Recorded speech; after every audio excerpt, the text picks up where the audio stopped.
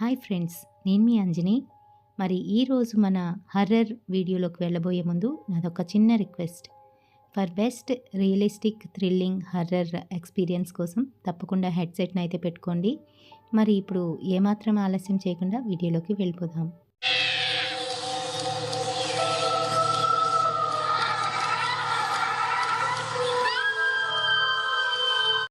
సునీల్, స్వప్న ఇద్దరికి కొత్తగా మ్యారేజ్ అయింది. అయితే మరి రాత్రిపూట సెకండ్ షో సినిమాకి వెళ్ళి బైపాస్ రోడ్ మీద నుంచి అయితే చాలా ఫాస్ట్గా వాళ్ళ బైక్ మీద అయితే వస్తున్నారు.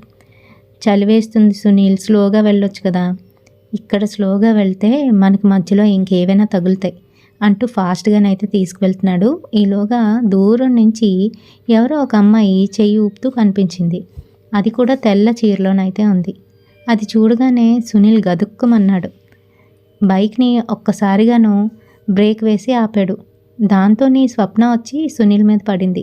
ఏంటి సునీల్, పిచ్చి పిచ్చి వేషాలు వేస్తావు, రోడ్డు మీద ఏంటి, ఇంటికి పద త్వరగా అని అంటుంది. నేనేం చేశానే, ముందుకు చూడు అని అంటే అక్కడ చూసేసరికి అక్కడ ఎవ్వరూ కనిపించరు. ఏంటి చూడాలి, పిచ్చి పిచ్చి వేషాలు వేయకు, పద తొందరగా ఇంటికి వెళ్దాం, అత్తయ్య వెయిట్ చేస్తూ ఉంటుంది. లేట్ అయితే నా కొడుకుని నీ కొంగుకి బాగానే చుట్టుకున్నావే అని ఒక మాట అనేస్తుంది.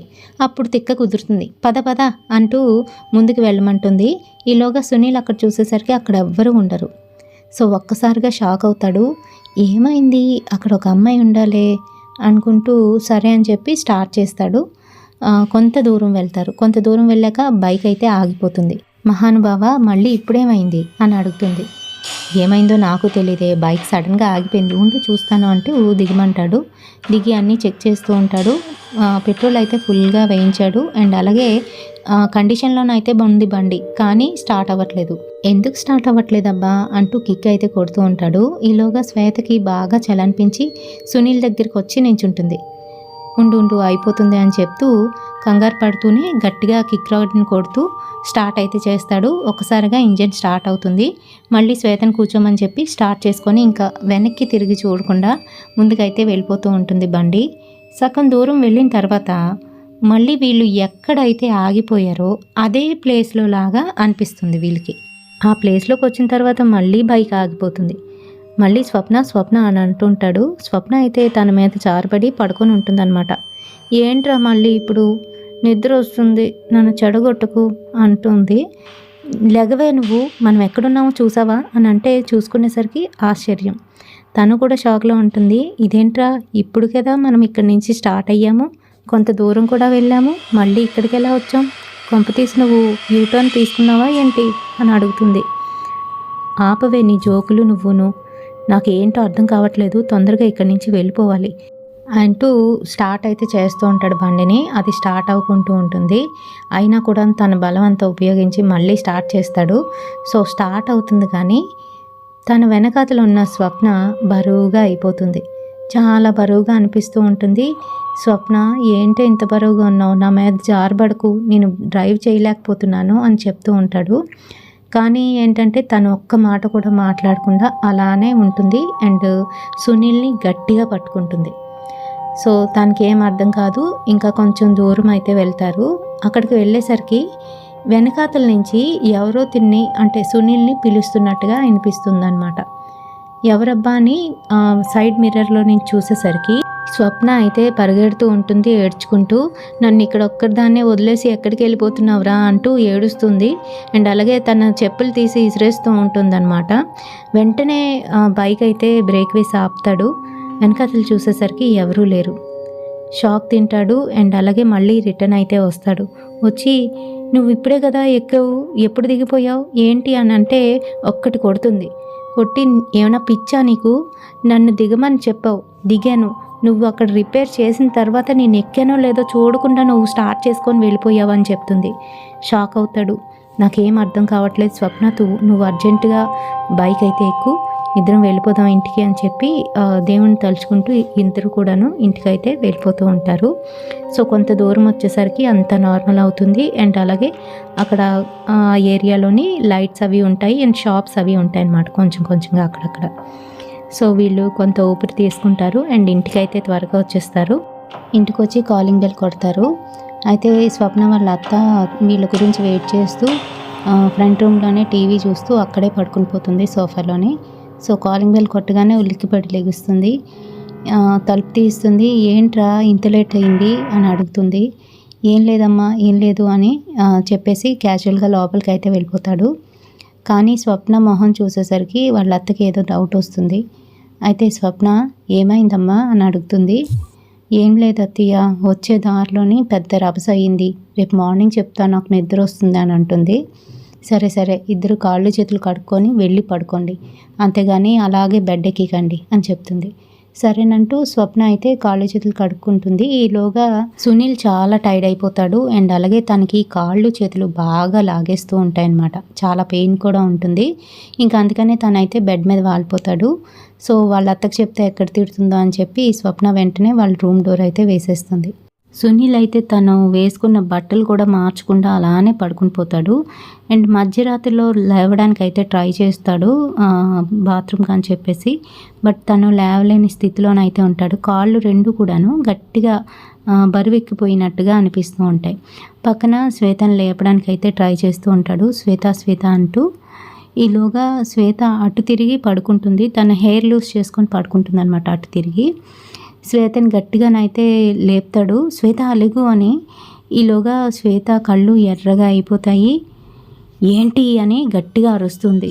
అది కూడా ఒక 30-35 ఇయర్స్ లోపు మధ్య ఆడవాళ్ళు ఎలా మాట్లాడతారో అదే విధంగా "ఏంట్రా ఏంటి" అంటూ గట్టిగా అరుస్తుంది. తనకి ఇంకా భయం వేస్తుందనమాట. "ఏం లేదు ఏం లేదు" అంటూ తనైతే మళ్ళీ లెగడానికి అయితే ప్రయత్నిస్తాడు. సో, అలా పెయిన్ వస్తున్నా కూడా లెగుస్తూ బాత్రూమ్కి వెళ్ళి వచ్చేస్తాడు. ఇంకా తిన కాసు కూడా చూడకుండా అటు తిరిగి పడుకుని పోతాడనమాట భయం మీద. అండ్ మార్నింగ్ అయితే వాళ్ళ అత్త వచ్చి తలుపు కొడుతుంది. సో, అప్పటి వరకు వీళ్ళు లేవరనమాట. 10 అయిపోతుంది. ఇంకా వాళ్ళ అమ్మ ఏంటంటే ఇంకా 10:30కే కదా ఆఫీస్కి వెళ్ళడా వీడు అంటూ డోర్ కొడుతుందనమాట. ఈలోగా స్వప్న లేచి వెళ్తుంది. తను అలాగే జుత్తంతా కూడా చింపురుగానైతే ఉంటుంది. వెళ్ళి డోర్ తీస్తుంది. "ఏంటి స్వప్న, ఇంకా లేవకుండా? రాత్రి ఎంత సెకండ్ షోకి వెళ్ళినా 8 కల్లా లెగాలి కదమ్మా" అని చెప్తుంది. "సర్లే అత్తయ్య, బాగా టయర్డ్గా ఉంది, అందుకే పడుకున్నాం. ఎంత అయింది టైము" అని అడుగుతుంది క్యాజువల్గా. 10:30 అవ్వబోతుంది. "వాడు ఇంకా ఆఫీస్కి వెళ్ళడా" అని అడిగితే "అవునా" అంటూ కంగారు పడుతూ త్వరగా సునీల్ దగ్గరికి వెళ్ళి సునీల్ త్వరగా లెగు, టైం ఎంతైందో తెలుసా, ఆఫీస్కి వెళ్ళవా ఈరోజు" అంటుంది. "ఎంతైందే" అని నీరసంగా అంటాడు. సునీల్ని పట్టుకునేసరికి తనకు అర్థమవుతుంది తనకి ఫుల్ ఫీవర్ అనమాట. చాలా ఎక్కువ ఫీవర్ ఉంటుంది. సో, వాళ్ళ అమ్మని పిలుస్తుంది ఇమీడియట్గాను. "చూడండి అత్తయ్య, ఏంటో ఈయనకి ఒళ్ళంతా కాలిపోతుంది, డాక్టర్ దగ్గరికి వెళ్దామా" అని అంటే సునీల్ మటుకు "ఏం అక్కర్లేదు, బాగైపోతుంది, పర్వాలేదు, నేను కాసేపు రిలాక్స్ అవుతాను, మీరిద్దరు వెళ్ళిపోండి, ఈరోజు ఆఫీస్ లేదు ఏం లేదు, సెలవు పెట్టేశాను" అని చెప్తాడు. బట్ తినేంటంటే "లేదు, మనం ఎలాగైనా డాక్టర్ దగ్గరికి వెళ్ళాలి" అని చెప్తుంది. సరే, ఈలోగా వాళ్ళ అత్త ఏంటంటే నిన్న రాత్రి ఏం జరిగింది అని చెప్పేసి పక్కకు పిలిచి స్వప్ననైతే అడుగుతుంది. అప్పుడు స్వప్న జరిగిందంతా కూడా చెప్తుందనమాట. "ఎక్కడ జరిగింది ఇది" అని అడిగితే "బైపాస్ రోడ్లో అత్తయ్య" అని చెప్తుంది. "అమ్మో, అక్కడ" అంటూ తను నోరెళ్ళబెడుతుంది. అమ్మో అనేసరికి స్వప్నకు డౌట్ వస్తుంది. "ఏంటత్తయ్య, ఏమైంది" అని అంటే అక్కడ అసలు ఏం జరిగింది, ఇప్పటికీ కూడా అమ్మాయి అందరికీ ఎందుకు కనిపిస్తుంది, అమ్మాయి కనిపించిన తర్వాత చాలామందికి అయితే యాక్సిడెంట్లు అయ్యి చనిపోవడం అనేది జరిగిందంట. అసలు అమ్మాయి ఎవరు, అమ్మాయి గురించి అంతా కూడా చెప్తుంది. ఏంటంటే ఒక 6 months బ్యాక్ ఇదైతే జరుగుతుందన్నమాట. ఒక వైఫ్ అండ్ హస్బెండ్ వాళ్ళు అక్కడ బైపాస్ రోడ్ దగ్గరలోనే వాళ్ళ ఇల్లు అయితే ఉంటుందన్నమాట. అయితే హస్బెండ్ ఎవరైతే ఉన్నాడో అతను బాగా డ్రింక్ చేస్తూ ఉంటాడనమాట. చాలా ఓవర్గా చేస్తూ ఉంటాడు. అండ్ అంతేకాదు ఇంటికి ఫ్రెండ్స్ని తీసుకొస్తాడు, వాళ్ళతో కలిపి అక్కడే డ్రింక్ చేస్తూ ఉంటాడు. ఈవెన్ తన ప్రెగ్నెన్సీ అయినప్పటికీ కూడాను తనైతే డ్రింకింగ్ మానలేదు, కంటిన్యూ అవుతున్నాడు. ఎన్నోసార్లు చెప్పింది తను, బట్ అయినా కూడా నో యూస్. అయితే ఒకరోజు ఏమవుతుందని అంటే ఇద్దరు ఫ్రెండ్స్ని అయితే ఇంటికి తీసుకొస్తాడనమాట. తను అప్పటికే 3rd month ప్రెగ్నెన్సీ. ముందు నుంచి చెప్తుంది ఏంటంటే నేను ప్రెగ్నెన్సీ కదా, నాకు కొంచెం వీటి నుంచి దూరంగా ఉండాలి, ఇంటిని నీట్గా ఉంచాలి అని చెప్తూ ఉంటుంది. బట్ తనైతే అస్సలు వినిపించుకోడు. సో, దాని గురించే వీళ్ళిద్దరికీ కూడాను డిస్టర్బెన్సెస్ ఇంకా అలాగే గొడవలు అవుతూ ఉంటాయి. అయితే ఎప్పుడైతే తను ఇలా తీసుకొచ్చేసరికి చాలా వెక్స్ అయిపోతుంది, గొడవ ఆడుతుంది. నేను మా పుట్టింటికి వెళ్ళిపోతానని బ్యాగ్ అయితే సర్దుతుంది. ఈలోగా కోపం మీద వచ్చి మత్తులోని అమ్మాయిని బాటిల్ పట్టుకొని బాటిల్తోనైతే కొట్టేస్తాడు తల మీద. సో కొట్టగానే అక్కడున్న ఫ్రెండ్స్ అందరూ ఏంటంటే మేము ఇంక వెళ్ళిపోతాం, ఇక్కడ ఉండమని చెప్పేసి వాళ్ళైతే జంప్. ఆ తర్వాత చూసేసరికి తను హెవీ బ్లీడ్ అయిపోయి చనిపోతుందన్నమాట. చనిపోయింది, ఏం చేయాలో తెలీదు. వాళ్ళ ఫ్రెండ్స్కి ఫోన్ చేస్తాడు, ఒరే ఇలా అయ్యింది ఏం చెయ్యాలి అని చెప్పేసి. ఏమోరా మాకు తెలీదు, మేమైతే ఎవరికీ చెప్పము, ఏదో విధంగా ఆ శవాన్ని అయితే నువ్వు ఎక్కడైనా డిస్పోజ్ చెయ్యి, లేకపోతే చాలా ప్రమాదం అవుతుంది, నువ్వు కూడా ఇరుక్కుంటావు అని చెప్తారు. సో అలాగే చేయడానికైతే తను ఏం చేస్తాడంటే ఆ శవాన్ని చక్కగాను ఇంట్లో అంతా క్లీన్ చేసేసి ఆ శవాన్ని పట్టుకొని వాళ్ళ ఇంటి చుట్టూ ఏంటంటే బ్యాక్గ్రౌండ్లోనే అంతా కూడాను పొలాలన్నమాట, పొలాలు స్థలాలు ఉన్నాయి. సో ఆ లోపల నుంచి వెళ్ళి బైపాస్ రోడ్డు ఎక్కడైతే ఉంటుందో అక్కడైతే పడేసి ఎటువంటి క్లూస్ కూడా లేకుండా చేసి అక్కడైతే పడేసి తినైతే వెళ్ళిపోతాడు మళ్ళీ ఇంటికి. వెళ్ళిపోయిన తర్వాత ఈలోగా ఏమవుతుందనంటే అటుపక్క నుంచి వచ్చిన లారీ ఒకటి ఆ అమ్మాయి మీద నుంచి ఎక్కి వెళ్ళిపోతుంది. అప్పుడే తెలుస్తుంది అక్కడ ఎవరో ఉన్నారు అని లారీ డ్రైవర్కి. సో తను ఏంటంటే భయపడి ఆపకుండా వెళ్ళిపోతాడనమాట. వెనకాతల వచ్చిన వాళ్ళందరూ కూడా చూస్తారు, లారీ గుద్దేసిందే అనుకుంటారు. కానీ ఇన్వెస్టిగేషన్లో ఏంటంటే లేదు, ఇలా ఎవరో చంపేసే ఇక్కడికి తీసుకొచ్చి పడేశారు అని చెప్పి వాళ్ళ హస్బెండ్ గురించి ఎంక్వైరీ చేస్తారు. అని ఏంటంటే వాళ్ళ ఆవిడని చంపేశాను అనే గిల్టీతోని ట్రైన్ ఎదురుగుంటా నించుంటాడు, తను కూడా చనిపోతాడు, తన బాడీ కూడా వీళ్ళు కలెక్ట్ చేస్తారు. సో హస్బెండ్ అండ్ వైఫ్ గొడవల వలన ఇలా జరిగిందని చెప్పేసి కేసు అయితే మాఫీ అయిపోతుంది. బట్ ఆ అమ్మాయి ఆత్మ మటుకు అక్కడే ఆ బైపాస్ రోడ్లోనే తిరుగుతూ ఉంటుందని, ఎవరైనా అమ్మాయిని చూసినట్లయితే వాళ్ళకి వాళ్ళ వెనకాల రావడం, ఇంకా అలాగే వాళ్ళకి యాక్సిడెంట్లు అవ్వడం, ఇలాంటివన్నీ కూడా జరుగుతూ ఉంటాయి, మీరు చాలా లక్కీ, మీకేం కాలేదు అని చెప్తుంది. చెప్పి వెనక్కి తిరిగి చూసేసరికి వెనకాల స్వప్న ఉండదు. స్వప్న అని అంటూ ఉంటుంది. ఇంత సీరియస్గా చెప్తూ ఉంటే వింటుంది, ఇప్పుడు వరకు ఏమైపోయిందని వెతుకుతుంది. వాళ్ళ రూమ్లోకి వెళ్ళి చూస్తుంది. తను ఏంటంటే వాళ్ళ రూమ్లోని సెల్ఫ్ ఉంటుంది కదా, ఆ సెల్ఫ్ సర్దుతూ ఉంటుందన్నమాట. తన శారీస్ అవన్నీ కూడా తీసి నీట్గా అరేంజ్ చేస్తూ ఉంటుంది. ఇదేంటి ఇక్కడ నార్మల్గా నించుంది, ఇప్పుడు వరకు అక్కడే కదా ఉంది అని చెప్పి స్వప్న అని పిలుస్తుంది. ఏంటి అత్తయ్య అని అంటుంది క్యాజువల్గా. ఇప్పుడు వరకు వంటగదిలో ఉన్నావు కదా, నేను చెప్తుంది అంతా విన్నావు కదా అని అంటే, ఏం చెప్పారు అత్తయ్య, నేను ఎప్పుడు వచ్చాను వంటగదిలోకి అని అంటుంది. షాక్ అవుతుంది, ఈవిడికి ఏం అర్థం కాదు. ఇందాకలే కదే మన ఇద్దరం వంటగదిలో మాట్లాడుకున్నాం అని అంటే, వంటగదిలో మాట్లాడుకుందామా, ఏమో అత్తయ్య నేను ఇందాకల నుంచి ఇక్కడే ఉన్నాను, మీ అబ్బాయికి బాగాలేదు కదా అందుకే డాక్టర్ అపాయింట్మెంట్ అయితే తీసుకున్నాను, మధ్యాహ్నం 3 o'clock ఇచ్చారు, నేను మీ అబ్బాయి వెళ్తున్నాం, ఇప్పుడు వంటది చేసేస్తాను, చేసేసి బయలుదేరుతాంలేండి అని చెప్తుంది. వెంటనే దీనికి ఏంటంటే ఏదో స్ట్రైక్ అవుతుంది, వీళ్లతో పాటు రాత్రి ఇంట్లోకి ఏదైనా గాలి వచ్చిందేమో అని అనుకుంటుంది, కానీ బయటకు అయితే చెప్పదు. సో వీళ్ళు ఏంటంటే మధ్యాహ్నం భోజనం చేసేసి డాక్టర్ దగ్గరికి అయితే వెళ్తారు. సునీల్ మటుకు ఏమీ తినలేకపోతాడు, అండ్ అలాగే కాళ్ళు చేతులు నొప్పులుగా ఉన్నాయి, బాగా పట్టేస్తున్నాయి అని చెప్తూ ఉంటాడు డాక్టర్కి. డాక్టర్ ఏదో మందులు రాస్తారు, నార్మల్ ఫీవర్ అనండి, ఏం కాదు, తగ్గిపోతుంది, ఈ ట్యాబ్లెట్స్ అయితే వాడండి అని చెప్తారు. సో వాళ్ళు రిటర్న్ అవుతునేటప్పుడు కార్లో ఉన్న సునీల్కి ఏంటంటే చాలా వామిటింగ్ సెన్సేషన్ అయితే వస్తుంది. నాకు వామిటింగ్ సెన్సేషన్ వస్తుంది, కారు పక్క కాపమని చెప్పు అంటే సైడ్కి ఆపుతాడు. సో తను వామిట్ చేసుకున్న తర్వాత ఏంటంటే అక్కడ ఉన్న వాటర్ తీసి ఫేస్ వాష్ చేసుకుందామని ఇలా చేతిలో వేసుకునేసరికి తనకి ఆ వాటర్ అంతా బ్లడ్ లాగా కనిపిస్తుంది. వెంటనే వాటర్ అయితే కిందన పడేస్తాడు. అదేంటి సునీల్ అలా పడేసావు అని అడుగుతుంది గట్టిగాను స్వప్న. ఏం లేదు అంటూ మళ్ళీ చూసేసరికి మళ్ళీ అది వాటరే, బ్లడ్ ఏం కాదు. సో ఇంకొక బాటిల్ తెచ్చి ఇస్తుంది, ఫేస్ వాష్ అయితే చేసుకుంటాడు. నాకేంటో కొంచెం తేడాగా ఉంది అని చెప్తూ ఉంటాడు. ఈలోగా కొంచెం దూరంలోనే ఏంటంటే ఆ టెంపుల్ కనిపిస్తుంది అనమాట. సునీల్కి కూడా ఈ డౌట్ ఉంది, ఏంటంటే బైపాస్ రోడ్లో సంథింగ్ హ్యాపెన్ అని చెప్పేసి తనకి ఈ డౌట్ ఉంది. సో అందుకని చెప్పి ఆ కార్ అతనితో చెప్తాడనమాట, భయ్యా కొంచెం ఫ్రంట్న టెంపుల్ ఉంది కదా, టెంపుల్ దగ్గర అయితే ఆఫ్ చేసే, మేము ఒకసారి గుడిలోకి వెళ్ళి వస్తాము అని అంటే వెంటనే స్వప్న గట్టిగా అరుస్తుంది, నువ్వు కావాలంటే వెళ్ళు, నేను రాను అని చెప్తుంది. అదేంటి స్వప్న ఎప్పుడు టెంపుల్ అంటే తనే ఫస్ట్ ఉండేది కదా, అలాంటిది రానని అంటుందేంటి అని. ఏమైంది స్వప్న, ఏమైనా ఇబ్బందా అని అంటే, నాకేమీ ఇబ్బంది లేదు, నువ్వు కావాలంటే వెళ్ళిరా, నేను మటుకు రాను అని చెప్తుంది. సర్లే అని చెప్పేసి తిను లోపలికైతే వెళ్తాడు. అండ్ వెళ్ళి వచ్చేటప్పుడు తనకి సింధూరం అయితే తీసుకొస్తాడు. సో లోపలికి రాగానే, కారు లోపలికి రాగానే ఆ సింధూరం అయితే తన నుదుటిన పెట్టడానికి ఇలా పెట్టేసరికి గట్టిగా అరుస్తుంది స్వప్న. కారు వెంటనే బ్రేక్ వేసి ఆపుతాడు. ఏమైంది మేడం అంటూ వెనక్కి తిరిగి చూస్తాడు. ఇంకా స్వప్న కళ్ళు రెడ్గా అయిపోతాయి అనమాట. ఎంతలాగంటే ఒక రెడ్ కలర్ బల్బ్స్ లాగా అయితే కనిపిస్తూ ఉంటాయి. అది చూస్తున్న కార్ డ్రైవర్కి సునీల్కి ఏమీ అర్థం కాదు. అండ్ తను బిహేవియర్లో కూడా చాలా చేంజెస్ వచ్చేస్తాయి. పక్కన ఉన్న సునీల్ని గట్టి గట్టిగా కొడుతూ ఉంటుంది. నొప్పెడుతుంది, వదులు అన్నా కూడా వినిపించుకోదు. ఈలోగా కార్ డ్రైవర్కి అర్థమవుతుంది తను ఏంటంటే ముస్లిం అనమాట. తన మెడలో ఉన్న తాయెత్తుని తీసి వెంటనే అమ్మాయి చేతికి కడతాడు. గట్టిగా పట్టుకొని చేతి మీద అయితే పెడతాడు. పెట్టగానే అక్కడంతా కూడాను కాలుతున్నట్టుగా ఫీలింగ్ అనమాట. అమ్మాయికి గట్టి గట్టిగా అరుస్తుంది, నాకు కాలిపోతుంది, తీసేయి తీసేయి అంటూ వెంటనే తను ఏవో మంత్రాలు చదువుతూ అది ఇంకా గట్టిగానైతే కడతాడనమాట. సో సునీల్కి ఏం అర్థం కాదు, ఏం జరుగుతుంది ఏంటి అని చూస్తూ ఉంటాడు.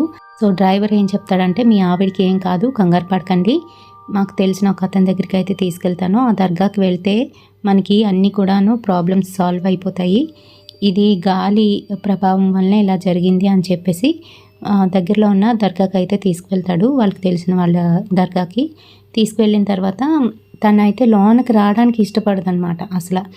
ఇంకొక నలుగురు వచ్చి వాళ్ళు లాక్కొని వెళ్తారు తిన్ని.